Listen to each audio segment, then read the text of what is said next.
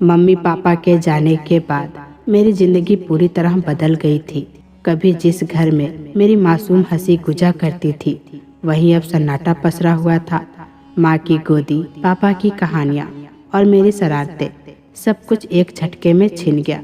माँ पापा के निधन के बाद मेरे ताई जी ने मुझे अपने पास रख तो लिया, लेकिन कभी बेटी समझकर नहीं, सिर्फ एक बोझ मानकर। मेरे माँ पापा की सारी संपत्ति पर उनका कब्जा हो गया था और मुझे मेरे ही घर में एक नौकरानी बना दिया गया था। मैं बस उनके लिए एक काम करने वाली लड़की थी, ना कोई हक, ना कोई सम्मान। एक दिन ताऊ जी ने अपने बिजनेस पार्टनर और उनके बेटे रोहित के लिए एक शानदार दावत रखी। रोहित विदेश से पढ़ाई पूरी करके वापस लौटा था और ताऊ जी को उस परिवार से रिश्ते मजबूत करने थे। सारा आयोजन उसके स्वागत के लिए किया गया था, लेकिन उस घर की परछाई भी मेरे लिए नहीं बदली। मैं भाग दौड़ में लगी थी, तभी घबराहट में मेरे हाथ से जूस का गिलास फिसल गया। बस इतना होना था कि ताई जी की आंखों में आग उतर आई। उन्होंने सबके सामने मुझे जोरदार थप्पड़ जड़ दिया। पूरा हॉल खामोश हो गया था, मगर किसी ने कुछ नहीं कहा। यहाँ तक कि रोहित भी चुपचाप खड़ा रहा। उसकी नजरें मुझ पर कुछ पल अटकी जरूर, लेकिन फिर वो भी अपनी दुनिया में लौट गया। उस रात मेरी हालत बदतर हो गई थी। ताई जी ने मुझे इतना मारा कि मेरी हड्डियों तक दर्द से कांप उठी थी। मैं नहीं जानती थी कि मैं रोई थी या बेहोश हो गई थी। बस इतना याद है कि उस रात मैंने हमेशा के लिए वो घर छोड़ दिया। मैं अनाथ आश्रम में आ गई। वहाँ कोई मेरे दर्द की तह तक नहीं गया। कभी कभी आंखें नम होती, सवाल तैरते, पर किसी ने कभी पूछा तक नहीं कि मैं किस जख्म के साथ जी रही हूँ। वक्त बीतता गया, पर जो बीता वो भूला नहीं। आज भी याद है जब ताई जी की बेटी, जो मुझसे 1 साल बड़ी थी, मेरे बनाए नाश्ते को फेंक कर चली गई थी। उसने अपने गंदे कपड़े मेरे मुंह पर दे मारे थे और ताना मारा था, काम चोर कहीं की। मैं बस उसे देखती रह गई थी। कभी हम एक ही स्कूल में पढ़ते थे, पर आज मैं उसकी नज़रों में बस एक नौकर थी। और फिर जैसे तैसे मैं खुद को कॉलेज के लिए तैयार करने अपने कमरे में चली गई। तभी वो फिर आ धमकी। कुछ कपड़े मेरी तरफ बढ़ाते हुए कही, इन्हें जल्दी से प्रेस कर दे, मुझे देर हो रही है। मैं उसे मना नहीं कर सकती थी, क्योंकि वो तो इस घर की राजकुमारी थी और मैं बस एक परछाई, एक कामकाजी साया। अगर मैं कुछ कहती भी तो ताई जी अपना सारा गुस्सा मुझ पर उतार देती। इसीलिए मैंने चुपचाप उसके कपड़े प्रेस की और खुद जल्दी से बाहर निकल पड़ी ऑटो पकड़ने के लिए। मैं हर दिन ऑटो से ही कॉलेज जाती थी, कभी धूप में जलते हुए, कभी बारिश में भीगते हुए। लेकिन उस दिन कुछ और ही हुआ। जैसे ही मैंने सड़क पार करने की कोशिश की, तभी ताई जी की बेटी अपनी चमचमाती कार में तेजी से मेरे सामने से गुजरी, जैसे इरादतन मुझे पीछे छोड़ने का इशारा हो। वो वही कार थी जो ताऊ जी ने उसे गिफ्ट की थी। और मुझे तो पैदल चलने की आदत सी हो गई थी। कभी खाना पेट भर नहीं मिलता, तो कभी सिर्फ पानी से भूख को बहलाना पड़ता था। यही बन गई थी मेरी तकदीर। फिर भी मैं चलती रही, हर रोज टूटी हड्डियों और दबे हौसलों के साथ, कभी खुद को संभालते हुए, कभी खुद को समेटते हुए। हालांकि आज की मेरी हालत दर्दनाक थी, पर मेरा बचपन इससे कहीं बेहतर था। मेरे पापा का कपड़ों का कारोबार खूब चलता था। उन्होंने एक छोटी सी दुकान से शुरुआत की थी और फिर मेहनत और ईमानदारी से उसे बड़ी टेक्सटाइल कंपनी में बदल दिया था। हमारे घर में कभी पैसों की कमी नहीं रही। पापा का नाम लोग इज्जत से लिया करते थे। माँ हमेशा पापा के साथ खड़ी रही, सिर्फ एक पत्नी बनकर नहीं, बल्कि उनके संघर्षों की सच्ची साथी बनकर। जब पापा ने कारोबार शुरू किया था, तब माँ ने बिना शिकायत किए किराए के मकान में गुजारा की। छत से टपकती बाल्टी में भी अपनी मुस्कान जिंदा रखी। और जब व्यापार सफल हुआ तो पापा ने सबसे पहले माँ के लिए एक सुंदर सा घर बनवाया। उस घर की हर दीवार में माँ की तपस्या और प्यार बसा था। वही दूसरी ओर मेरे ताऊ जी थे, जो दिखावे के शौकीन और मेहनत से कोसों दूर। मेरी ताई जी जो हर वक्त मेरी माँ को नीचा दिखाने की सोच में डूबी रहती और लालच की मूरत बनी फिरती। दादाजी से मिले पैसे और जमीन से उन्होंने कोई व्यापार नहीं किया, बल्कि एक अच्छा सा घर खरीद लिया ताकि लोगों को दिखा सके कि हम भी कुछ है। लेकिन पापा ने कम पैसे में बड़ा सपना देखा और मेहनत से उसे सच भी कर दिखाया। आज भी पापा की बनाई हर चीज में माँ का आशीर्वाद बसा है और ताऊ जी के पास बस एक घर बचा, जहाँ रिश्ते भी अब केवल औपचारिक रह गए थे।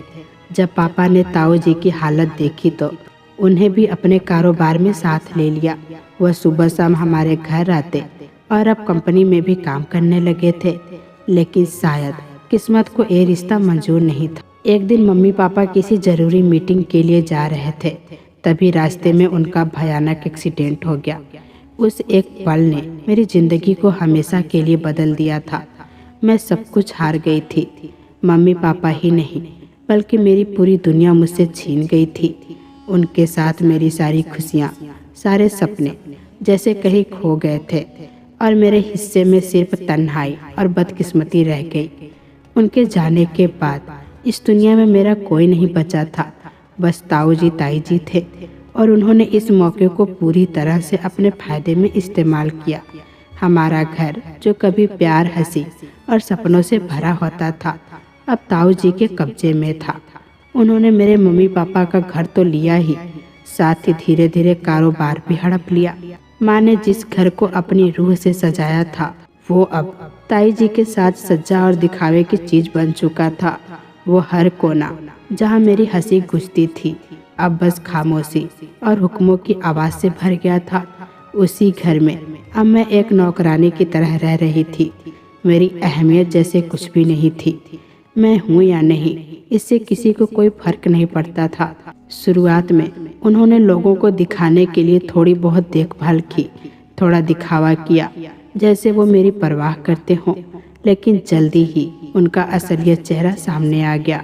मुझे घर के एक कोने में ऐसे डाल दिया गया जैसे मैं कोई बेकार फालतू सामान हूँ।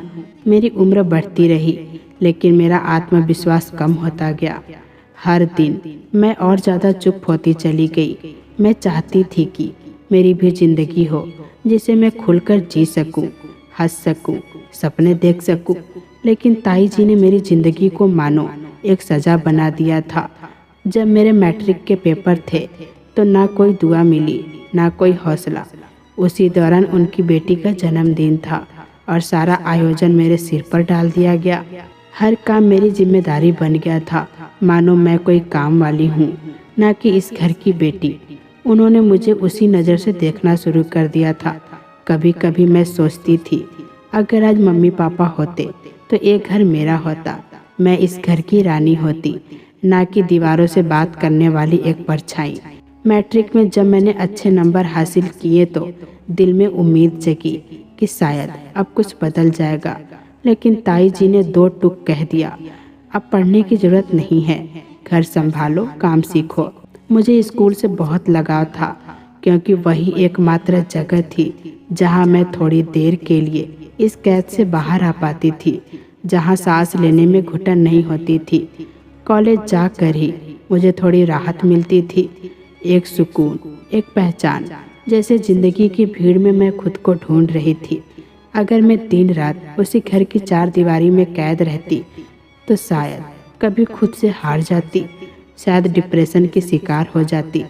लेकिन मैंने हिम्मत की, किसी तरह ताऊ जी को मनाया कि पढ़ाई करना ज़रूरी है। और जब पहली बार कॉलेज पहुंची तो लगा जैसे किसी ने मेरी सांसों से बेड़ियां उतार दी हो। हर दिन कॉलेज के बहाने घर से कुछ वक्त दूर रहना, लोगों से बात करना और सबसे बड़ी बात, खुद से बात करना। जब मैंने FSC अच्छे नंबर से पास की तो उम्मीद ने फिर से दस्तक दी, पर ताई जी ने फिर वही बात दोहराई, अब बस करो, आगे पढ़ने की जरूरत नहीं है। लेकिन मेरे ख्वाब अभी भी अधूरे थे। इस बार मैं यूनिवर्सिटी में दाखिला लेना चाहती थी, लेकिन फीस बहुत ज़्यादा थी। और इस बार ताई जी ने साफ कह दिया था, अगर पढ़ना है तो अपने पैसे से पढ़ो, हम 1 रुपया भी नहीं देंगे। मैं बस खामोश खड़ी रही, ताऊ जी की तरफ देखा, शायद वो कुछ कहें, शायद मेरे लिए खड़े हों। पर उनकी चुप्पी ने मेरे अंदर की आखिरी उम्मीद भी तोड़ दी। उनके चेहरे पर कोई भाव नहीं था, बस एक ऐसी खामोशी जिसने मेरी आवाज़ को भी हमेशा के लिए चुप करा दिया। जिन लोगों ने मेरे पापा की मेहनत के पैसों पर अपना हर ख्वाब पूरा किया, आज वही लोग मुझे मेरा सपना देखने से रोक रहे थे। पूरे घर में हर कोई उसी दौलत का फायदा उठा रहा था जिसे मेरे पापा ने खून पसीने से कमाया था। बस मैं ही उससे अछूती रह गई थी। सबसे ज़्यादा तकलीफ इस बात की थी कि मैं कुछ कर भी नहीं सकती थी। वक्त ने मुझे इतना तोड़ दिया था कि अब जवाब देने की ताकत नहीं बची थी। ताई जी ने मेरा इज्जत तार तार कर दी थी, कई बार थप्पड़ मारा। उनकी बेटी भी मुझे ताने देती थी, कभी बेइज्जत करती और मैं बस चुप रह जाती थी। मेरे दिल में बहुत कुछ था पर जुबान जैसे बंद हो गई थी। मैं खुद के लिए भी बोलना भूल चुकी थी। मैंने 2 यूनिवर्सिटी के स्कॉलरशिप के लिए फॉर्म भरे पर दिल से उम्मीद छोड़ दी थी। ऐसा लगा जैसे मेरी जिंदगी अब सिर्फ तानों और काम और खामोशी के इर्द गिर्द ही सिमट कर रह गई है। घर में 24 घंटे ताई जी की डांट, उनके ताने और मेरी चुप्पी। कभी लगता था ऊपर वाला भी अब मेरी तरफ नहीं देखता, लेकिन शायद ऊपर वाला देर करता है पर अंधेर नहीं। एक दिन फोन आया यूनिवर्सिटी से, मुझे पूरी स्कॉलरशिप मिल गई थी। उस एक पल में जैसे मेरा सीना गर्व से भर गया था।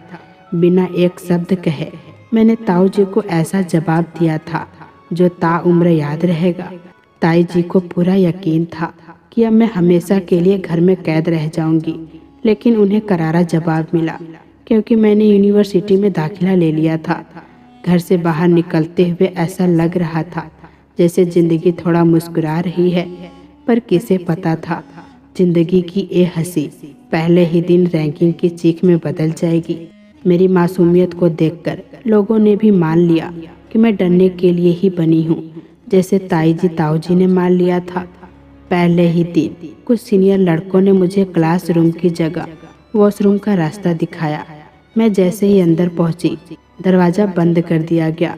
अंदर मैं बिल्कुल अकेली थी। डर, सन्नाटा और मेरी कांपती हुई सांसें। आंखों से आंसू लगातार बह रहे थे। दिल पूरी तरह धड़क रहा था और दिमाग में वही घूम रहा था जिससे निकलकर मैं कुछ नया शुरू करना चाहती थी। तभी अचानक दरवाजा खुला और एक लड़की अंदर आई। जैसे अंधेरे में अचानक कोई उजाला फैल गया हो। उसने मुझे देखा और बिना कुछ कहे मुझे गले से लगा लिया। मेरे आंसुओं को उसने अपनी हथेलियों में समेट लिया। उसने मेरा हाथ थामा और मुझे वॉशरूम से बाहर लेकर आई। वही बाहर 2 लड़के खड़े थे जिन्होंने मुझे गलत रास्ता बताया था। उस लड़की की आंखों में नरमी नहीं बल्कि एक गुस्से से भरी आग थी। पहली बार लगा कि कोई है जो बिना जाने भी मेरा दर्द समझ सकता है। जैसे ही हम बाहर आए, उसने उन दोनों लड़कों की तरफ देखा और तेज आवाज में बोली, तुम लोगों को जरा भी शर्म नहीं आई? बेचारी को इतना डरा दिया। अगर डर के मारे इसे कुछ हो जाता। उसकी आंखों में गुस्सा और आवाज में दम था। लेकिन वो लड़के हंसने लगे जैसे कुछ मजाक कर बैठे हों। उनमें से एक, जिसे वो समीर कह रही थी, वो बेशर्मी से बोला, इसको देखकर ही लग रहा था कि ये रोएगी तो मजा आएगा। वैसे भी उसकी आंखों में तो आंसू हमेशा तैरते रहते हैं। थोड़ी और ही रो लेती तो क्या ही फर्क पड़ जाएगा। उसकी बात सुनकर मेरे रोंगटे खड़े हो गए। मगर उस लड़की ने बिना एक पल गवाए समीर को जोर का धक्का दे मारा। वो लड़खड़ा गया और उस लड़की ने मेरा हाथ पकड़कर मुझे सीधे गर्ल्स कॉमन रूम में ले गई। वही मुझे पता चला कि वो मेरी सीनियर थी। उसने समीर को मुझे अकेले गाइड करते देख लिया था और तभी पीछे पीछे आ गई ताकि कुछ गलत होने से पहले मुझे बचा सके। अगर वो उस वक्त ना आती तो शायद मैं डर के मारे टूट ही जाती या फिर कभी यूनिवर्सिटी दोबारा नहीं आती। उसने मुझे साफ साफ कह दिया, समीर से दूर रहना। वो अमीर बाप का बिगड़ा औलाद है। पूरी यूनिवर्सिटी में हर किसी की जिंदगी का तमाशा बनाना उसे बहुत पसंद है। उस दिन के बाद मैं बहुत डर गई थी। लगने लगा था कि शायद ये मेरी आने वाली जिंदगी की शुरुआत है। और सच कहूँ तो उस पल मुझे ताई जी की डांट और ताने भी कम सख्त लगे। उसी शाम मैंने उस लड़की से कह दिया, अब मैं यूनिवर्सिटी नहीं आऊँगी। उसने मेरा हाथ थामा और कहा, क्यों पीछे हट रही हो? तुम्हारा कोई कसूर नहीं है। अगर कुछ हुआ तो हम दोनों मिलकर सामना करेंगे, तुम अकेली नहीं हो। उस दिन के बाद वो मेरी सबसे अच्छी दोस्त बन गई थी, जो उम्र में मुझसे बड़ी थी, लेकिन उसने कभी मुझे छोटा नहीं समझा। मेरा हर दर्द उसका दर्द बन गया था और मेरी हर खुशी में वो मुझसे ज़्यादा खुश होती थी। मुझे याद है, बचपन में भी मेरे कुछ दोस्त हुआ करते थे, जिसके साथ मैं दिन रात हंसी खुशी बिताया करती थी। एक दिन सिर्फ इसलिए दोस्ती तोड़ दी क्योंकि उनके घर वालों को पता चल गया था कि मेरे पापा का काम बस कपड़े का व्यापार है। इस दुनिया ने हमेशा रिश्तों में सिर्फ मतलब देखा है। जब तक लोगों को पापा से फायदा मिलता रहा, सब उनके इर्द गिर्द घूमते रहे। लेकिन जैसे ही पापा चले गए, सबकी निगाहें बदल गई, जैसे मैंने अपना वजूद भी उनके साथ ही खो दिया हो। इतने सालों के बाद जब रूही मेरी जिंदगी में आई तो पहली बार ऐसा लगा कि कोई है जो बिना पूछे मेरे मन की थकान, दर्द और तन्हाई को समझ सकता है। उससे मिलना, उससे बात करना, जैसे जिंदगी की सिसकती शामों में कोई सवेरा छू गया हो। जब भी मैं कुछ अच्छा बनाती तो ताई जी से छुपा कर थोड़ी सी रूही के लिए टिफिन में रख लेती। मेरे हाथ की खीर और आलू के पराठे की वो दीवानी थी। लेकिन एक दिन अचानक वो यूनिवर्सिटी नहीं आई। मुझे ऐसा लगा जैसे फिर से मैं अकेली पड़ गई हूँ। सारे चेहरे अजनबी लगे, सारी निगाहें जैसे मुझे ही घूर रही थी। उस दिन मैं खास रूही के लिए खीर बनाकर लाई थी, पर टिफिन सबीर ने चुरा लिया। उसे देखकर मेरी रूह तक कांप गई। मुझे डर लगने लगा था, मेरी सांसें अटकने लगी थी और शायद मेरे उसी डर में ही उसे सबसे ज़्यादा मज़ा आता था। उसने हंसते हुए कहा, हाथ में तो स्वाद है तुम्हारे, कल मेरे लिए चाइनीज बनाकर लाना, घर का टिफिन शेयर करेंगे। उसकी बात सुनते ही जैसे मेरे पैरों तले से ज़मीन खिसक गई। ताई जी के सामने मुझे किचन में कुछ बनाते देख लेना मतलब मुसीबत को खुद बुलावा देना। मैं मुश्किल से इतना ही कह पाई, मैं बात करती हूँ, पर मन में ताई जी का चेहरा याद आते ही जैसे मेरी नसों में खून की जगह बर्फ दौड़ने लगी। समी ने फिर मेरे कान के पास आकर धीमे से कहा, अगर कोई गड़बड़ हुई तो जो होगा उसकी जिम्मेदार सिर्फ तुम होगी। तुम्हारी वो चमची दोस्त तो अभी कुछ दिन आएगी नहीं, अब सोच लो तुम्हें मुझसे कौन बचाएगा। इतना कहकर वो अचानक जोर से चिल्लाया और मेरा दिल जैसे अंदर ही अंदर फट गया था। डर से मेरा शरीर सुन्न हो गया था। मैंने अपना बैग कसकर पकड़ा और वहाँ से भाग निकली। पीछे सिर्फ उसकी डरावनी हंसी गूंजती रही। घर पहुंचकर रूही से बात की तो पता चला वो शहर से बाहर गई है और अगले 3 दिन तक आने वाली नहीं है। यह सुनते ही मेरी बची खुशी हिम्मत भी टूट गई। इन 3 दिनों में यूनिवर्सिटी जाना जैसे खुद को उस हैवान के सामने फेंक देना था।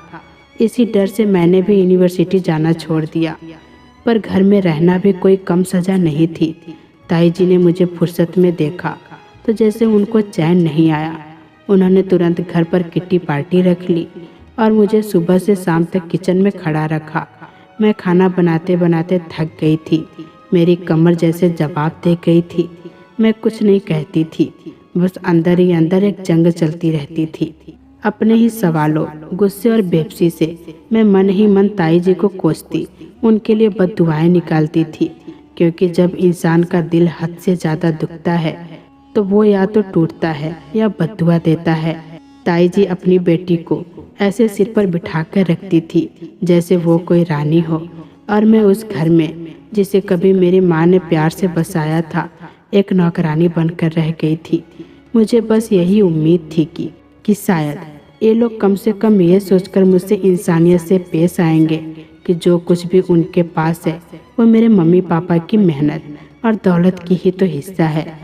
लेकिन अब लगता था कि ताई जी ने न सिर्फ अपना ज़मीर खो दिया है बल्कि इंसानियत भी कहीं पीछे छोड़ आए हैं। उन्होंने तो पापा के उस बैंक अकाउंट को भी बंद करवा दिया था जिससे हर महीने ज़रूरतमंदों को राशन भेजा जाता था। गरीबों की तकलीफ़ों के बारे में उन्होंने पल भर भी नहीं सोचा। कहते हैं ना, इंसान को जब ज़रूरत से ज़्यादा मिल जाए तो उसकी लालच और ज़्यादा बढ़ जाती है। बस वही हो रहा था। जैसे जैसे उनके पास पैसा आता गया, ताऊ जी ताई जी की हवस भी उसी रफ्तार में बढ़ती गई। उन्हें लगता था कि वो पैसा जोड़कर कोई बड़ी जीत हासिल कर रहे हैं, लेकिन असल में वो हर दिन अपने अंदर के इंसान को खोते जा रहे थे। और मैं बस एक साया बनती जा रही थी, जिसे कोई देखता भी नहीं, कोई सुनता भी नहीं। 3 दिन जैसे तैसे बीते और रूही जब वापस आई तो मैंने फिर से उसके साथ यूनिवर्सिटी जाना शुरू कर दिया। लेकिन जैसे ही कैंपस में कदम रखा, मुझे साफ लगा कि समीर मेरा इंतजार कर रहा था। उसने दूर से मुझे देखा और जैसे ही मैं उसके करीब पहुंची, उसने अपने हाथ में पकड़ी बोतल का ढक्कन खोलकर मेरी ओर बढ़ा दिया। एक पल के लिए मेरी रूह कांप गई। दिमाग में वही डरावने सीन घूम गए जो हम फिल्मों में देखते हैं, तेजाब, चीखें और किसी लड़की की उजड़ती हुई जिंदगी। मैं कुछ समझ पाती उससे पहले ही उसने बोतल की पूरी स्याही मेरे चेहरे और कपड़े पर उड़ेल दी। मेरे मुंह से एक ऐसी चीख निकली कि शायद मैंने खुद को भी इतने तेज कभी नहीं सुना था। मेरी चीख से समीर भी एक पल को घबरा गया। शायद उसे भी अंदाजा नहीं था कि मैं इस तरह प्रतिक्रिया दूंगी। फिर वो और उसके दोस्त जोर जोर से हंसने लगे, पर जो सबसे ज़्यादा चुभा वो थी रूही की हंसी, जो खुद को रोक नहीं पाई थी। शायद उस पल मैं सच में किसी मजाक का हिस्सा बन गई थी। चेहरे और कपड़े पर स्याही, जैसे किसी ने मेरी बेइज्जती को काले धब्बे में डुबा दिया हो। ये सब सिर्फ इसलिए किया गया क्योंकि मैं उसके लिए टिफिन में खाना नहीं लाई थी। समीर वही इंसान था जो हर बात का बदला लेता था, और वो भी बेहद घटिया तरीके से। अब तो जैसे मेरी हर सुबह उसकी किसी नई घटिया हरकत की वजह से शुरू होती थी। रूही कभी कभी मुस्कुराकर कहती, कम से कम वो किसी बहाने से तो तेरे पीछे आता है। तुझे पता भी है डिपार्टमेंट के आधे से ज़्यादा लड़कियां तो उस पर फिदा हैं। मैं उसकी बातें चुपचाप सुनती थी, लेकिन मन ही मन सोचती थी कि अगर समीर जैसे लड़के ने मुझे लेकर कभी सीरियस होने की सोची तो मैं तो शर्म से ज़मीन में गड़ जाऊंगी। वो मुझे जहरीला लगता था। उसकी सोच, उसका बर्ताव, सब कुछ। डिपार्टमेंट में उसका नाम कई लड़कियों के साथ जोड़ा जाता था।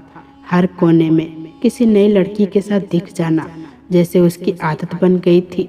वो बस लड़कियों को एक खेल समझता था और खुद को उनकी नज़रों में सुपरस्टार। पर मेरी नज़रों में वो एक खौफ था, एक गंदा साया। मैं हर रोज़ ऊपर वाले से यही दुआ करती थी, या तो इसे इंसान बना दे या फिर इसे इस धरती से हटा दे। लेकिन ऐसे लोग शायद तब तक रुकते हैं जब तक किसी की ज़िंदगी तबाह न कर दे। यूनिवर्सिटी का दूसरा साल मेरे लिए और भी कठिन बन गया जब ताई जी की बेटी ने भी उसी यूनिवर्सिटी और वही डिपार्टमेंट ज्वाइन कर लिया। उसके लिए लाखों की फीस भी बड़ी आसानी से भर दी गई थी। उसे तो नए एडमिशन की खुशी में एक चमचमाती नई गाड़ी भी गिफ्ट में मिल गई थी। और मैं अब भी उसी बस में धक्के खाती हुई अपने सपनों को चुपचाप पीती रही। हर दिन अपमान का घूंट मेरे हिस्से आता था और मैं उसे निगल कर भी मुस्कुराने की कोशिश करती थी। वो जिस अंदाज में यूनिवर्सिटी में दाखिल होती थी, ऐसा लगता था जैसे हर आँख बस उसी को देख रही हो।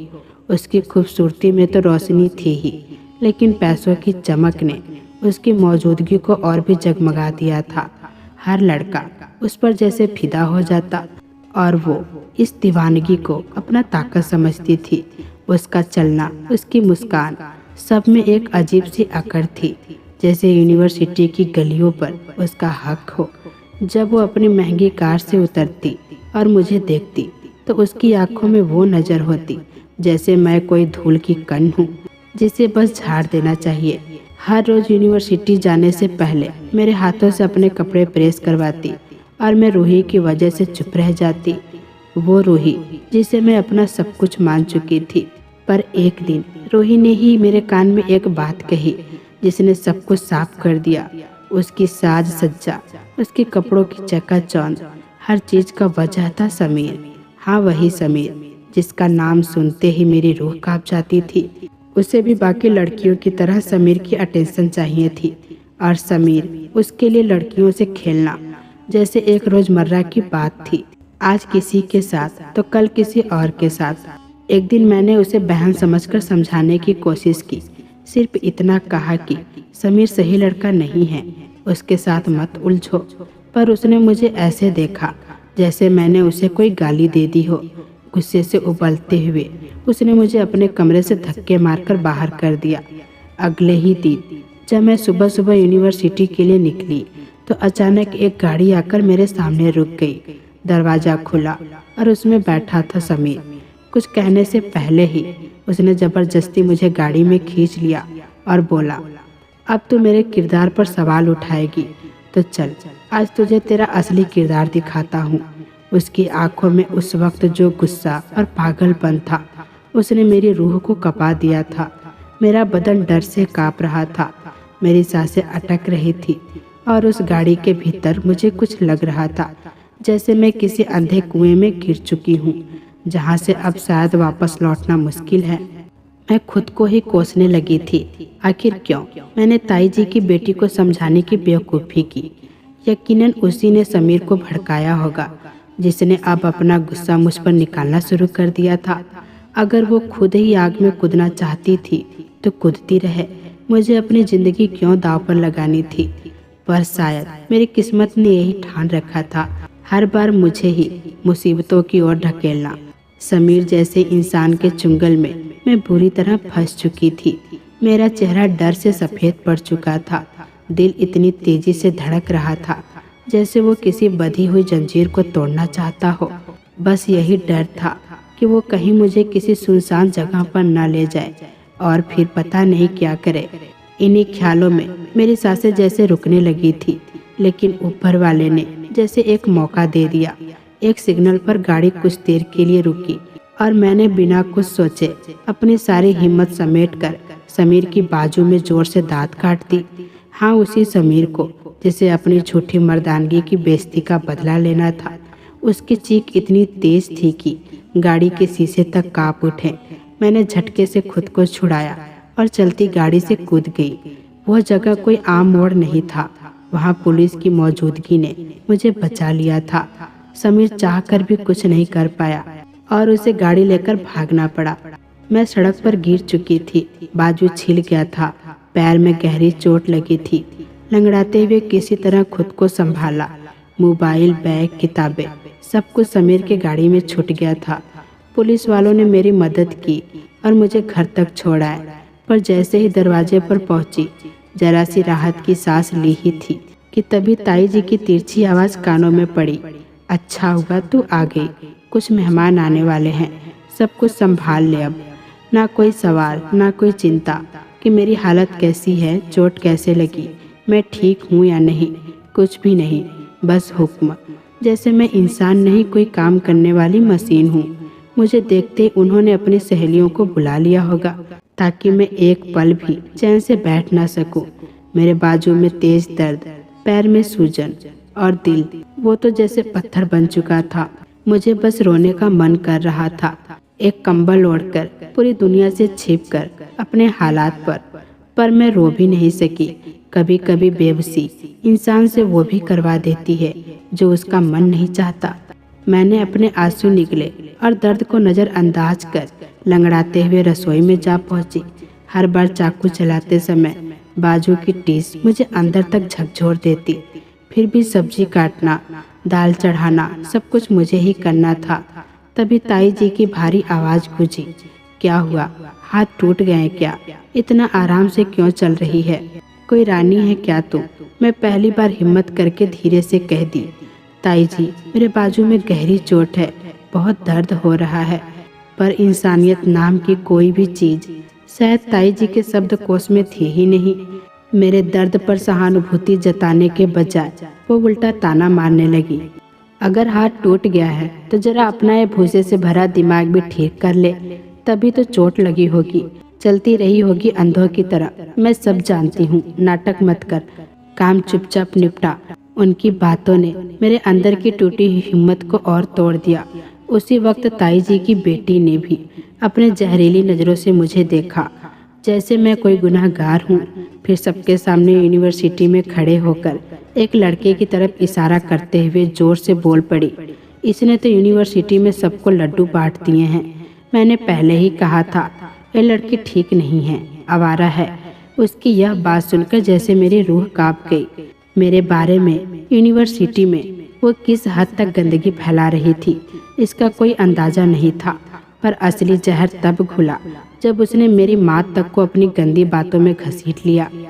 तुम्हारी माँ भी तो वैसी ही थी, तभी तो भाग गई थी और तुम्हारे बाप के पास कभी लौट कर नहीं आई। उसकी बातें मेरे कानों में जैसे गर्म लोहा बनकर उतर रही थी। मैं अंदर से थर थर काँप रही थी। तब मुझे समझ आया कि यह सब यूं ही नहीं हो रहा, ये एक सोची समझी चाल थी। वो खुद को समीर के साथ कर रही थी। उसे छिपाने के लिए मुझे गुनहगार बना रही थी ताकि कोई उसकी सच्चाई जान ही न सके। कई बार दिल किया कि मैं ताऊ जी को सब कुछ बता दूं कि उनकी बेटी कैसे समीर के साथ घुली मिली रहती है, पर हर बार मैं रुक गई क्योंकि मुझे पता था कि वो मेरी बात पर कभी भरोसा नहीं करेंगे। उनकी आंखों में तो उनकी बेटी देवता जैसी थी। उस दिन ताई जी के मायके से कुछ मेहमान आने वाले थे। मैंने अपने लहूलुहान हाथ और सूजे हुए पैर के साथ किसी तरह चाय तैयार कर दी, मगर जो थप्पड़ मुझे पड़ा वो सिर्फ एक थप्पड़ नहीं था, उसने मेरी आत्मा को झकझोर कर रख दिया था। ताई जी ने बिना कुछ सोचे समझे सबके सामने मुझे बदचलन कह दिया। मेरी इज्जत को सबके सामने यूं रौंदा गया जैसे वो कभी मायने ही नहीं रखती। क्या सिर्फ इसलिए कि मेरे मम्मी पापा अब इस दुनिया में नहीं हैं? क्या इसलिए कोई भी मुझे अपनी जुबान का कीचड़ बना सकता है? क्या उन लड़कियों के साथ भी यही होता है जिनके सिर पर माँ बाप का साया नहीं होता? मैंने अपने आंसू अपने अंदर ही बंद कर लिए। किसी तरह किचन तक खुद को घसीटा, लेकिन इस बार दिल ने भी मेरा साथ छोड़ दिया था। मैं फूट फूट कर रो पड़ी। वो दर्द अब सिर्फ शरीर का दर्द नहीं था, वो आत्मा तक चुभ रहा था। मैं इस भीड़ भरी दुनिया में सचमुच बहुत अकेली हो गई थी। मेरे मन में ऊपर वाले से सवाल थे, क्यों छीन लिया मेरे मम्मी पापा को मुझसे? क्यों किसी को भी मेरी ढाल बनने के लिए नहीं भेजा? पर शायद ईश्वर ने मेरी बातें सुन ली थी, क्योंकि जवाब उन्होंने अपने तरीके से दिया। मैंने यूनिवर्सिटी जाना छोड़ दिया था। अब मुझे ताऊ जी की पूरी फैमिली से नफरत हो चली थी, जैसे वो भी मुझसे कभी मोहब्बत नहीं करते थे। उसी समय एक चेहरा मेरे जिंदगी में धीरे धीरे उभरने लगा। रोहित, ताऊ जी के बिजनेस पार्टनर का बेटा, जो अक्सर हमारे घर आता जाता था, जिससे ताऊ जी अच्छे रिश्ते कायम रखना चाहते थे। ताऊ जी का असली मकसद रोहित से अच्छे संबंध रखना था ताकि वक्त आने पर उसे अपने फायदे के लिए इस्तेमाल कर सके। लेकिन यह वही रोहित था जिसके साथ मैं बचपन से खेला करती थी। वही शांत स्वभाव, संजीदा और कुछ अनकहा सा लड़का। पर उसके लौटने से मुझे कोई खुशी नहीं हुई, बल्कि उसके लिए मन में एक अजीब सी दूरी थी, जैसे वो भी अब सिर्फ मम्मी पापा की विरासत हथियाने आया हो। इसी सोच के साथ मैंने खुद को उसके वेलकम से बिल्कुल अलग कर लिया। ताऊ जी ने उसके लौटने पर एक शानदार पार्टी रखी थी, पर वो भी सिर्फ अपने फायदे को ध्यान में रखकर, वरना वो तो किसी पर एक पैसा खर्च भी गवारा नहीं करते थे। घर में चकाचौंध थी, हर कोना सजाया गया था और मुझे ताई जी ने फिर से नौकरानी की तरह काम में झोंक दिया। रोहित के आने से पहले मैंने सारे काम निपटा लिए और फिर अपने कमरे में खुद को बंद कर लिया। बाहर हंसी ठिठोली और रोशनी का समंदर था, अंदर मेरा दिल अंधेरे में डूबा हुआ था। जिस दौलत पर सब जश्न मना रहे थे, कभी वो मेरे मम्मी पापा की मेहनत पर थी, पर अब मेरे पास कुछ भी नहीं बचा था। सोचते सोचते कब आंख लग गई पता ही नहीं चला। आधी रात को भूख के कारण मेरी नींद खुली। मैं चुपचाप किचन की ओर बढ़ी, शायद कुछ बचा खुचा मिल जाए ताकि पेट को थोड़ा सुकून मिले। सब्जी निकाली, रोटी ली। जैसे ही मैं पलटी, मेरे मुंह से एक तेज चीख निकल गई, पर उससे पहले किसी ने मेरा मुंह अपने हाथ से दबा दिया। वो रोहित था, शायद पार्टी के बाद घर में ही रुक गया था। उसे देखकर एक पल को तो मेरी सांस जैसे थम गई। अगर वो एक सेकंड और देर करता तो शायद मैं डर से वहीं बेहोश हो जाती। धीरे से उसने हाथ हटाया और बोला, क्या हुआ यार, अब भी उतनी ही डरपोक हो जितनी बचपन में थी? अगर तुम्हारा मुंह बंद ना करता तो पूरा मोहल्ला जगा देती तुम। मैं उसे पहचान गई थी, पर उस वक्त उसका मजाकिया अंदाज मेरे भीतर की उदासी और नाराजगी को कम नहीं कर पाया।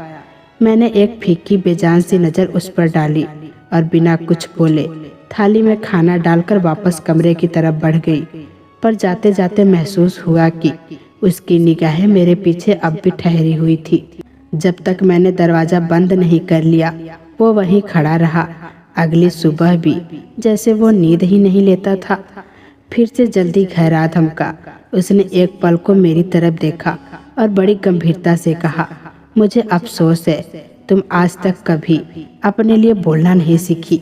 तुम बस जी रही हो, या तो गुलामी में या फिर दुश्मनी में। याद रखो नीरू, गुलाम कभी अपनी जिंदगी नहीं जीते, वो सिर्फ दूसरों की मर्जी से सांस लेते हैं।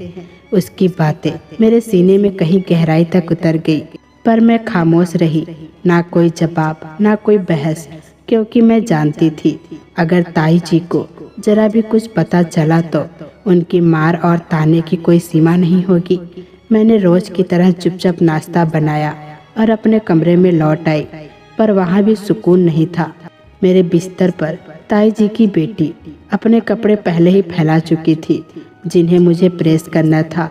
दिल किया कि उन कपड़ों को जला दूं, पर बेबसी ने एक बार फिर मेरी हिम्मत पर ताला लगा दिया। मैं अपने आंसुओं को निगलते हुए कपड़े प्रेस करने लगी। तभी अचानक रोहित मेरे सामने आकर खड़ा हो गया।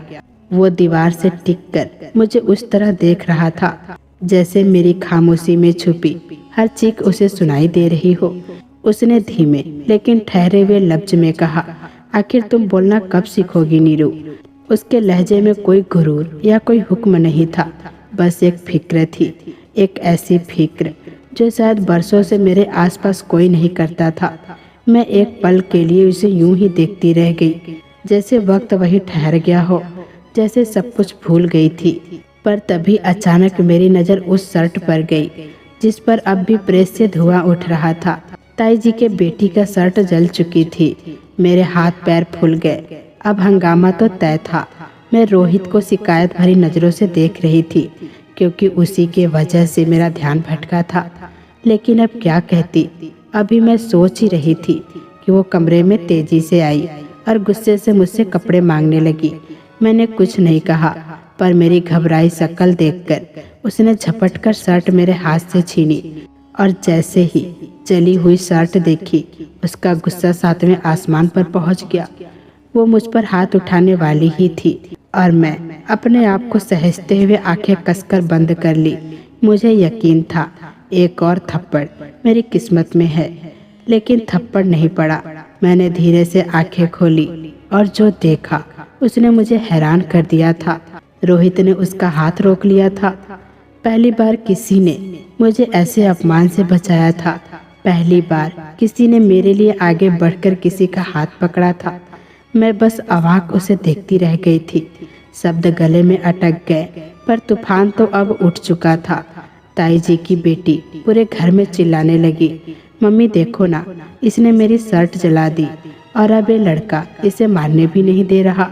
मुझे खुद ही क्यों सब कुछ सहना पड़ता है। ताई जी गुस्से से लपकती हुई, और उनके पीछे ताऊ जी का चेहरा भी क्रोध से तमतमाया हुआ था। ताई जी बोली, क्या हुआ रोहित बेटा? गलती की है तो सजा भी तो मिलनी चाहिए ना, तुम क्यों बीच में पड़ रहे हो? उनकी आवाज में रोहित के लिए मिठास और मेरे लिए वही पुरानी कड़वाहट थी। लेकिन रोहित शांत और गंभीर स्वर में बोला, तो क्या हुआ अगर गलती हो गई? गलतियां इंसान से ही होती है। इसका मतलब ये तो नहीं कि हम किसी को मारें या अपमान करें। अब मैं नहीं चाहता कि कोई भी नीरू पर हाथ उठाए। उसके शब्द सीधे मेरे दिल में उतरते चले गए। आंखें भर आई। शायद यही वो चमत्कार था जिसकी दुआ मैंने हर रात अपने टूटे हुए दिल से मांगी थी। आज किसी ने पहली बार मेरे लिए आवाज उठाई थी, और वो था रोहित। उस दिन पहली बार मैं बिना थप्पड़ खाए रह गई थी, और मेरे लिए वही सबसे बड़ी राहत थी। इसके बाद मैं यूनिवर्सिटी के लिए निकली। सड़क के किनारे खड़ी मैं जैसे खुद से दूर किसी और ही दुनिया में जा रही थी। तभी पीछे से ताई जी की बेटी अपनी गाड़ी इतनी तेज से निकाली जैसे जानबूझकर मुझे रौंद देना चाहती थी। अगर मैं पल भर भी देर करती तो शायद आज जिंदा नहीं होती। उन माँ बेटियों का डर अब मेरे अंदर घर कर गया था, क्योंकि उनके पास ताकत थी, नाम था, और सबसे ज्यादा उन्हें किसी का डर नहीं था। मैं अपने ही ख्यालों में डूबी खड़ी थी जब अचानक हॉर्न की आवाज से चौंक गई। नजर उठाई तो देखा रोहित था अपनी गाड़ी के पास खड़ा। मुझे देखते हुए उसने हॉर्न बजाया था। वो मुझे बुला रहा था। उसने मेरे लिए घर में स्टैंड लिया था, और अब अगर वो मुझे नर्क तक भी बुला लेता तो शायद मैं आंख मूंद कर चली जाती। मैं चुपचाप उसकी गाड़ी में बैठ गई। पूरा रास्ता हम दोनों खामोश रहे। ना उसने कुछ कहा ना मैंने, पर हमारी चुप्पी में भी बहुत कुछ कहा जा चुका था। यूनिवर्सिटी के सामने उसने गाड़ी रोकी। मैं उतरी और बस पूरे दिन मेरा मन उसी एक नाम में उलझा रहा, रोहित। वो लाली जो मेरे गालों पर उतर रही थी, शायद उसी का असर था। वो खुद मुझे बताने लगी थी कि मैं निहाल को पसंद करने लगी हूँ। वो मेरी जिंदगी का पहला ऐसा शख्स था जिसने मेरे लिए किसी से टकराने की हिम्मत दिखाई थी। जब मैं यूनिवर्सिटी से घर लौटी तो ताई जी ने बस एक नज़र मेरी तरफ डाली और फिर चुपचाप मुंह फेर लिया। शायद उनके पास भी आज कुछ कहने को शब्द नहीं थे। रात जैसे जैसे गहराई, मेरी नींद मुझसे और दूर होती गई। दिल बेचैन था, मन भारी। मैं छत पर चली गई और ठंडी हवा में बस आसमान को निहारती रही। शायद वहीं कहीं मेरे मम्मी पापा थे, जिन्हें उस रात मैं बहुत ज्यादा याद कर रही थी। तभी अचानक किसी ने मेरे कंधे पर हाथ रखा। मैं डर के मारे उछल पड़ी और मेरे मुंह से एक तेज चीख निकल गई। बस उस स्पर्श में एक मजबूती थी, जैसे कोई मुझे संभाल रहा हो। क्या है यार, इतनी चिल्लाती क्यों हो? वो रोहित था, सीने पर हाथ बांधे, हल्की मुस्कुराहट लिए।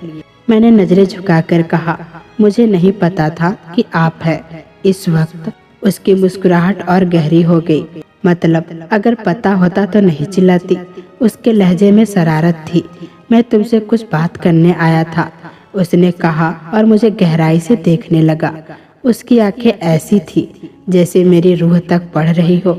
मैं शर्म से लाल हो गई, पर रात में ही आने की क्या जरूरत थी? मैंने धीमे से कहा।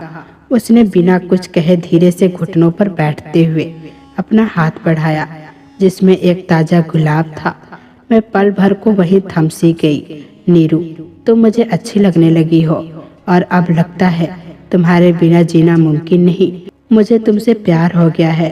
क्या तुम मेरे इस प्यार को कबूल करोगी? उसकी आवाज में सच्चाई थी। उस घुटनों पर झुकने में आदर था, और उस गुलाब में प्यार।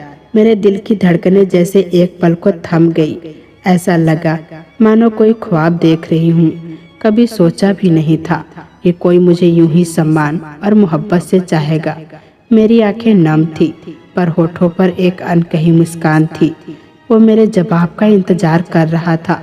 मेरी आंखें बहुत कुछ कह चुकी थी, पर फिर भी उसने चाहा कि मैं कहूँ।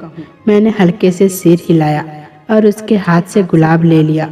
उस पर लगा जैसे मेरी आंखों में पूरी दुनिया की रोशनी समा गई हो। फिर वो उठा और मुझे बेहद अपनापन से अपने गले से लगा लिया। एक पल को सब कुछ रुक गया। ऐसा पहली बार हुआ था कि किसी ने मुझे इतनी शिद्दत से, इतनी मोहब्बत से गले लगाया हो। मैं थोड़ी झिझकी जरूर, क्योंकि हम अभी शादीशुदा नहीं थे और ये मेरे संस्कारों से थोड़ा हटकर था। पर शायद उस लम्हे में उसकी खुशी, उसका जज्बा सब कुछ कह रहा था। उस रात वो मुझसे बहुत सारी मीठी बातें करता रहा, कई सपनों की तस्वीर बनाता रहा। मैंने उसकी हर बात पर भरोसा किया, बस एक शर्त के साथ, जब तक हमारी शादी ना हो हमारे बीच शारीरिक दूरी बनी रहे। और रोहित ने मेरी बात पूरी समझदारी और सम्मान से स्वीकार कर ली। वही मुझे समझ आया कि वो लड़का सिर्फ बोलता ही नहीं बल्कि दिल से समझता भी है। उस रात के बाद वो मेरे दिल में और भी गहराई से उतर गया। अगली सुबह सब कुछ जैसे बदला हुआ सा लगा। मेरे अंदर एक हल्की सी चमक थी, क्योंकि वो हमारी मोहब्बत का पहला दिन था। पर मुझे नहीं पता था कि वही दिन मेरी जिंदगी का सबसे बदसूरत दिन साबित होगा। मैं तैयार हुई, नाश्ता किया और घर से निकली। रोहित मुझे यूनिवर्सिटी छोड़ने आया था और इस बार पहली बार वो मेरे साथ गाड़ी से उतरा। वो मेरा डिपार्टमेंट देखना चाहता था। हम दोनों साथ चल रहे थे। हल्की मुस्कानें चेहरे पर थी और शायद कहीं दूर किस्मत हमें देखकर कोई दूसरा फैसला लिख रही थी, जैसे नई शुरुआत मिल गई हो। पर जैसे ही हम विभाग के दरवाजे से अंदर कदम रखे, मेरी रूह कांप उठी। चारों ओर, हर दीवार, हर बोर्ड, हर कोना मेरी बेइज्जत करने वाले तस्वीरों से भरा हुआ था। झूठी, अपमानजनक, मेरी इज्जत, मेरा अस्तित्व कुचला गया था। मैं शर्म से नजरें झुकाकर खड़ी हो गई। लोग मुझे ताना मार रहे थे, कोई हंस रहा था। मैं भीतर तक टूट चुकी थी। अचानक मेरी नज़र रोहित पर पड़ी। उसने शक और घिन से भरी निगाहों से मुझे देखा, फिर बिना कुछ कहे पलटकर चला गया और मैं बस पत्थर की तरह खड़ी रह गई। आंखों में अब आंसू नहीं, सिर्फ दर्द का सैलाब था। तभी हेड ऑफ डिपार्टमेंट का मैसेज आया। बदनामी और सजा का एक सिलसिला अब शुरू हुआ था। मैं भागती हुई घर आई, कमरे का दरवाजा बंद कर आहत दिल से ऊपर तक लेट गई। रात के 2 बजे थे, लेकिन ताऊजी ताई जी की निंदा कभी थमती नहीं, जैसे मैं कोई दरिंदा हूँ। मेरी आंखों में अब बस आंसू ही नहीं बचे थे, बस एक भारी सुषुप्त पीड़ा थी। तभी दरवाजे पर हल्की दस्तक हुई। मेरे होश उड़ गए। कौन हो सकता है इस वक्त? ताई जी शायद नया जुल्म सुनाने आई हों, पर वो आवाज़ रूही की थी। वो रूही जिसकी हंसी महीनों से मेरे कानों तक नहीं आई थी। कांपते हाथों से मैंने दरवाज़ा खोला और वो पलक झपकते ही मुझसे लिपट गई। मेरा सारा दर्द उस एक लम्हे में बाहर आ गया। फूट फूट कर रोने लगी। उसने मुझे कसकर सहलाया और बोली, तुम्हारे जाने के बाद से मैं बहुत अकेली थी और अब तो सरेआम तुम्हें बर्बाद होते देखना बर्दाश्त नहीं कर पा रही थी। मैं हिचकियां भरते हुए जैसे कुछ कहने ही वाली थी, तब उसने गुनगुनी हंसी के साथ थपकी दी। कौन कहता है तुम अकेली हो? कौन कहता है तुम टूटी हुई हो? मैं वापस आ गई हूँ, तुम्हारी सच्ची दोस्त हूँ और अब किसी को भी तुम्हें तकलीफ नहीं देने दूंगी।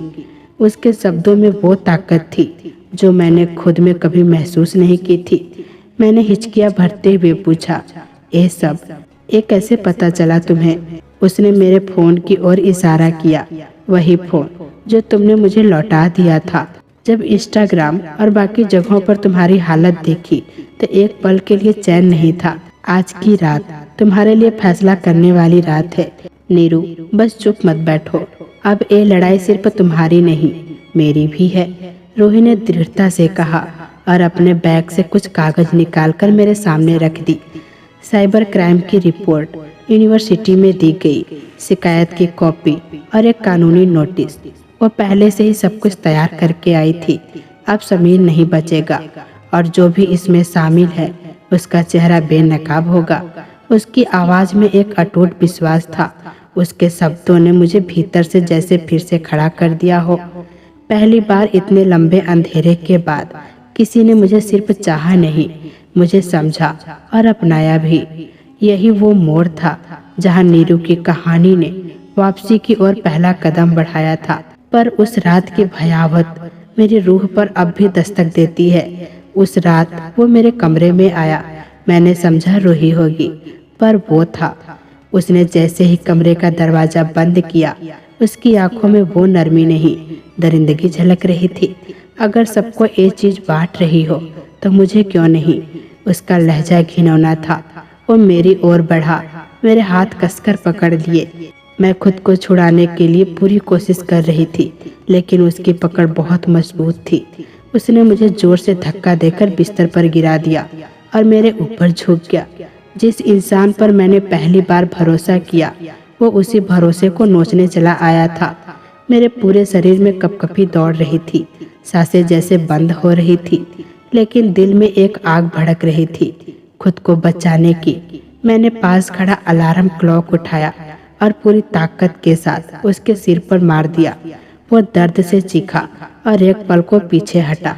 मैं तुरंत उठी, कांपते हाथों से दरवाजा खोला और नंगे पांव भागती हुई सीढ़ियों से उतरकर घर से बाहर निकल गई। रात काली थी, लेकिन उससे ज्यादा अंधेरा मेरे भीतर उतर चुका था। भरोसे के मरने का अंधेरा। मैं नहीं जानती थी कि कहाँ जाऊं, किसके पास जाऊं, पर मैं ये अच्छी तरह जानती थी कि अगर मैंने किसी से कुछ कहा भी तो दोषी मुझे ही ठहराया जाता। रोहित उनके लिए बेटा था और मैं सिर्फ एक जिम्मेदारी, एक बोझ, एक बिगड़ी लड़की। मेरी आंखों में अब आंसू नहीं थे, सिर्फ क्रोध था, अपने हालात से, उस समाज से और खुद से भी। मैं भागती रही काली रात में, खाली रास्ते पर, अपने अंधेरे भविष्य की ओर। और तभी एक संकल्प मेरे भीतर जन्मा, अब मैं किसी की नहीं रहूंगी, अब मैं किसी की रहमत की मोहताज नहीं बनूंगी। उस रात मैंने खुद से वादा किया, अब मेरी जिंदगी मेरी होगी, मेरी कहानी मैं खुद लिखूंगी, अपने घावों से, अपनी हिम्मत से और अपनी सच्चाई से। मैं पीछे मुड़ी नहीं। उस घर के दहलीज लांघते ही मैंने अपना पुराना नाम, अपना पुराना डर और अपनी टूटी हुई पहचान वहीं छोड़ दी। मैं बस दौड़ती जा रही थी, डगमगाते कदम, डरी हुई आंखें और टूटती हुई आत्मा लेकर, जैसे किसी अनजानी राह पर निकल पड़ी थी। हर मोड़ पर मन ही मन यही दुआ कर रही थी, अब पीछे मुड़कर न देखना पड़े। वो घर जो कभी छांव लगता था, अब बस ईंटों का बना एक तंग पिंजरा रह गया था, जहां हर दिन मेरी आत्मा को धीरे धीरे मारा जाता था, जहां रिश्तों की शक्ल में जहर घुला था। मैं सड़क पर बिना कुछ देखे बस भाग रही थी। मंजिल का कुछ पता नहीं था, रास्ते की भी कोई समझ नहीं बची थी। सांसें दौड़ रही थी, दिल के भीतर जैसे तूफान उठ रहा था। तभी अचानक एक कार से टकराकर मैं जमीन पर गिर गई। आगे कुछ याद नहीं।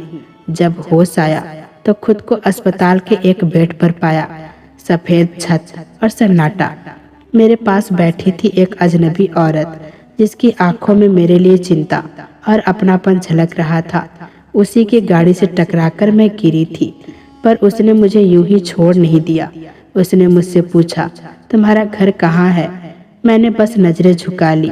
क्या बताती कि मेरा कोई घर नहीं है, कि जहाँ थी वहाँ मेरी हर सांस सवाल बन चुकी थी, जहाँ अपनों के नाम पर मुझे सिर्फ दर्द और ताने मिले थे। उस औरत ने मेरी खामोशी को पढ़ लिया, कुछ कहे बिना ही, जैसे सब कुछ समझ गई हो। जैसे ही मैं पूरी तरह ठीक हुई तो वो मुझे एक अनाथ आश्रम में ले गई, एक ऐसी जगह जहाँ नाम के आगे पिता का नाम नहीं पूछा जाता, जहाँ कोई यह नहीं पूछता कि तुम कहाँ से आई हो, बस यह देखा जाता है कि तुम अब यहाँ हो। धीरे धीरे उस जगह को मैंने अपना घर मान लिया। मैंने वहाँ फिर से जीना सीखा। पढ़ी लिखी थी तो बच्चों को पढ़ाने लगी। बदले में मुझे 2 वक्त की रोटी, सिर पर छत और कुछ पल सुकून के मिलते रहे। समय पहले रेंगता रहा, फिर उड़ने लगा। दिन महीनों में बदले, महीने सालों में। 3 साल बीत गए, लेकिन सालों में मैंने खुद को धीरे धीरे समेटा। जो टूटा था उसे जोड़ा, अपने जख्मों को छुपाने के बजाय ऊपर वाले से शिकायत करना छोड़ दी थी। अब सिर्फ उसके फैसलों को समझने की कोशिश करती रही।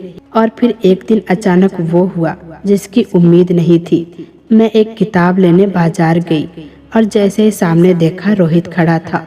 वो रोहित जो कभी मेरा सब कुछ था, वही जिसने मेरा भरोसा तोड़ा, मेरी दुनिया उजाड़ दी थी। उसे देखकर जैसे वक्त थम गया, सांस अटक गई, दिल जड़ हो गया। मैं वहीं की वहीं पत्थर बनकर खड़ी रह गई। वो दिन जैसे कोई अधूरी किताब का पन्ना हो जो अचानक फिर से पलट गया। रोहित अब उस अनाथ आश्रम में खड़ा था, हाथों में खाने के डिब्बे, चेहरा झुका हुआ और आंखों में वो चमक नहीं जो कभी हुआ करती थी। सब उसकी आंखों में पश्चाताप था, वो पीड़ा जो आत्मा को भीतर ही भीतर खून की तरह खा जाती है, जो कभी किसी की तरफ नजर उठाकर देखता भी नहीं था, आज सबके सामने झुककर सेवा कर रहा था। जब मेरी बारी आई, उसकी आंखें मुझ पर ठहर गई। मेरे पांव जैसे जमीन से जम गए। उसकी नजरों में शर्मिंदगी थी, इंतजार था, दर्द था और एक अधूरा प्यार। मैंने चुपचाप खाना वहीं रखा और भीतर कमरे की ओर चली गई। मैंने उसे माफ तो कर दिया था, क्योंकि मैंने जाना था कि माफ कर देना इंसान को ऊपर वाले के सबसे करीब ले जाता है। लेकिन नाराजगी, वो अब भी दिल के किसी कोने में बाकी थी। वो नाराजगी जो शब्द में नहीं सिर्फ खामोशी में बोलती है। कमरे में बैठी बस सन्नाटे से बातें कर रही थी, तभी बिना दस्तक दिए दरवाजा खुला और वो अंदर आ गया। मैं कुछ कह पाती इससे पहले ही वो मेरे पैरों में गिर पड़ा। उसका सिर मेरे पैरों में था, आंखों से बहते आंसू, कांपता हुआ बदन।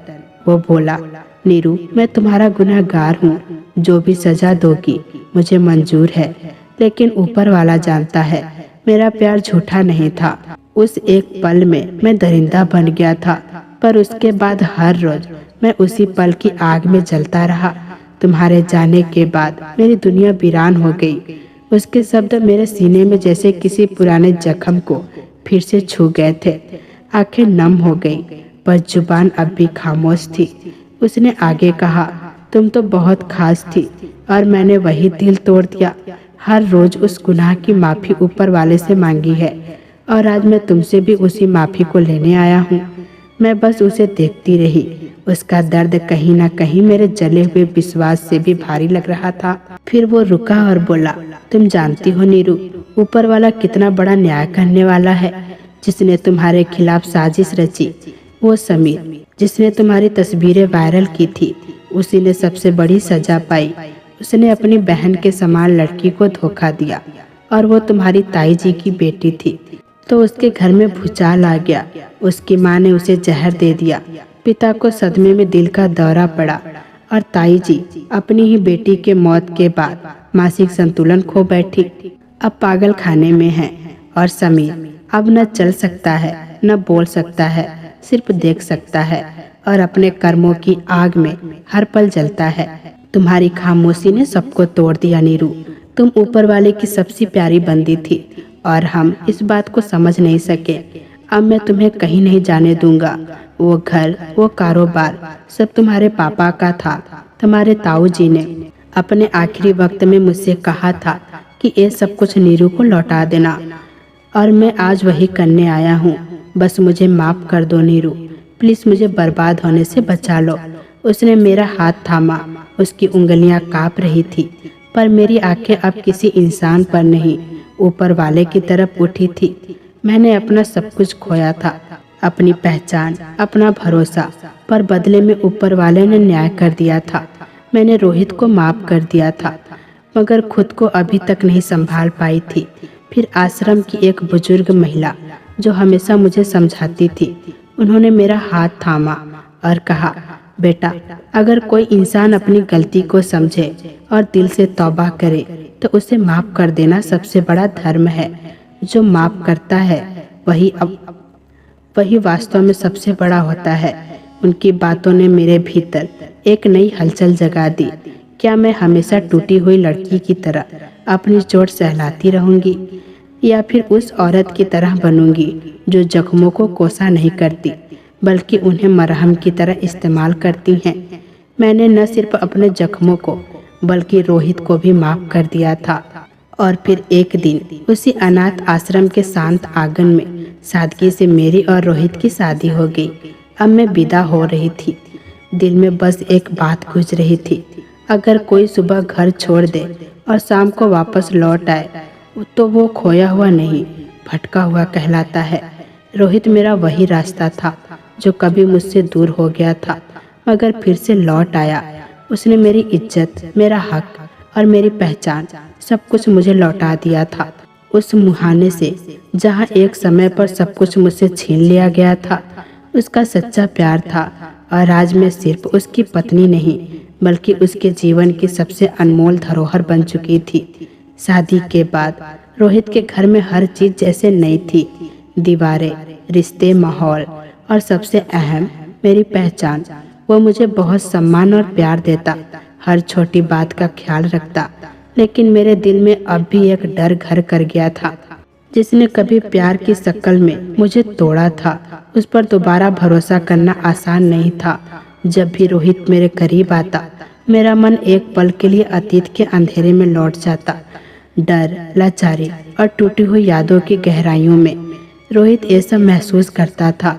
वो कभी दबाव नहीं बनाता, बस मेरी आंखों में छिपी बेचैनी को पढ़ता रहता। एक दिन मैं शीशे के सामने खड़ी थी, खुद को देख रही थी। सोच रही थी, क्या मैं अब भी वही टूटी हुई नीरू हूँ या अब वो बनने जा रही हूँ जो न सिर्फ खुद को बल्कि औरों को भी संभालेगी। उस दिन मैंने एक निर्णय लिया, अब सिर्फ जिंदा नहीं रहूंगी, बदलूंगी भी। मैं हर उस लड़की की आवाज बनूंगी जो मेरी तरह टूटी थी। मैंने शहर की एक महिला सहायता संस्था में जुड़ना शुरू किया। धीरे धीरे वहां आने वाली लड़कियों से बात करने लगी, उन्हें अपनी कहानी सुनाती और उनकी आंखों में अपना ही अक्स देखने लगी। अब मैं वो खामोश डरी हुई औरत नहीं रही। अब मैं कानून को जानती थी, हक पहचानती थी। रोहित ने इस सफर में मेरा पूरा साथ दिया, कभी सामने से, कभी चुपचाप छाया की तरह। वो हर रात बस यही देखने आता कि मैं अकेली तो नहीं। 3 साल बाद मैं महिला अधिकार संगठन की प्रमुख बन चुकी थी। अब मेरा चेहरा अखबार के किसी कोने की खबर नहीं था, बल्कि उन बेटियों की उम्मीद बन गया था जिनका कोई सहारा नहीं। माफ करने का मतलब ये नहीं कि मैं सब कुछ भूल गई, बल्कि इसका मतलब था कि मैं अब उस दर्द से ऊपर उठ चुकी हूँ। इस कहानी ने मुझे और शायद आपको भी यही सिखाया होगा कि दुनिया भले ही तुम्हारे खिलाफ खड़ी हो जाए, मगर जब तुम खुद अपने लिए खड़ी होती हो तो कोई तुम्हें हरा नहीं सकता। जो तुम्हें तोड़ते हैं उन्हें माफ करना कमजोरी नहीं, बल्कि तुम्हारे सबसे बड़ी ताकत बन जाती है। सिर्फ मीठे लफ्ज नहीं होता, वो सम्मान, भरोसा और समझदारी का नाम है। जब कोई तुम्हारी ना को भी हाँ से ज्यादा समझे, तब जान लो वही तुम्हारा असली साथी है। कुछ लोग सोचते हैं औरत कुछ नहीं, लेकिन जब वो टूट कर भी खुद को फिर से जोड़ती है तो मिसाल बन जाती है। और अंत में बस यही कहूँगी, आपको किसी से बदला लेने की जरूरत नहीं है। ऊपर वाला हर चीज देखता है, किसने क्या किया, किसका दिल तोड़ा और किसका साथ दिया। उसका इंसाफ जब होता है तो बहुत गहरा होता है। अगर आपको ये कहानी पसंद आई है तो इसे लाइक करो, चैनल को सब्सक्राइब करो और नोटिफिकेशन बेल को दबाओ ताकि अगली कहानी सबसे पहले आप तक पहुंचे।